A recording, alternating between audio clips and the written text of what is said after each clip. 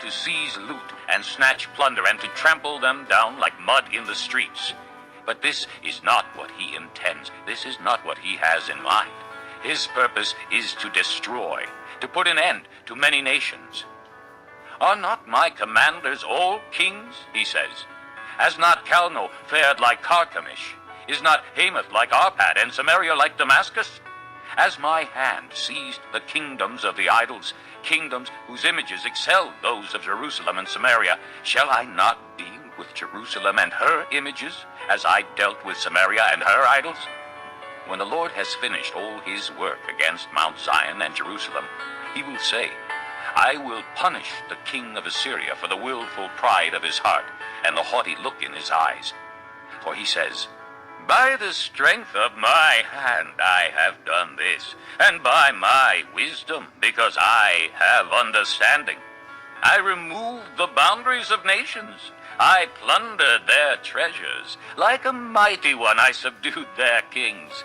As one reaches into a nest, so my hand reached for the wealth of the nations.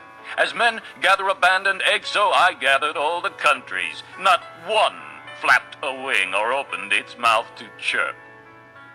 Does the axe raise itself above him who swings it, or the saw boast against him who uses it? As if a rod were to wield him who lifts it up, or a club brandish him who is not wood.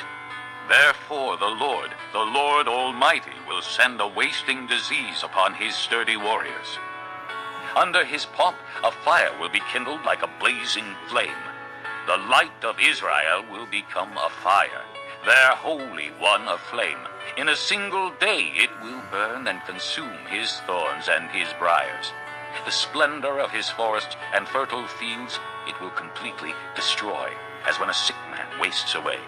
And the remaining trees of his forests will be so few that a child could write them down. In that day, the remnant of Israel, the survivors of the house of Jacob, will no longer rely on him who struck them down, but will truly rely on the Lord, the Holy One of Israel.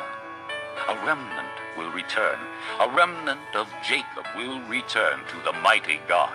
Though your people, O Israel, be like the sand by the sea, only a remnant will return. Destruction has been decreed, overwhelming and righteous. The Lord Almighty, will carry out the destruction decreed upon the whole land. Therefore, this is what the Lord Almighty says. O my people who live in Zion, do not be afraid of the Assyrians, who beat you with a rod and lift up a club against you as Egypt did. Very soon my anger against you will end, and my wrath will be directed to their destruction. The Lord Almighty will lash them with a whip, as when he struck down Midian at the rock of Oreb, and he will raise his staff over the waters as he did in Egypt. In that day their burden will be lifted from your shoulders, their yoke from your neck. The yoke will be broken because you have grown so fat. They enter Aiah, they pass through Migron, they store supplies at Michmash. They go over the pass and say, we will camp overnight at Geba. Ramah trembles, Gibeah of Saul flees. Cry out, O daughter of Galim.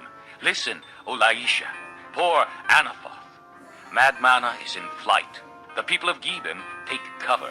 This day they will halt at Nob. They will shake their fist at the mount of the daughter of Zion, at the hill of Jerusalem. See, the Lord Almighty will lop off the boughs with great power. The lofty trees will be felled, the tall ones will be brought low. He will cut down the forest thickets with an axe.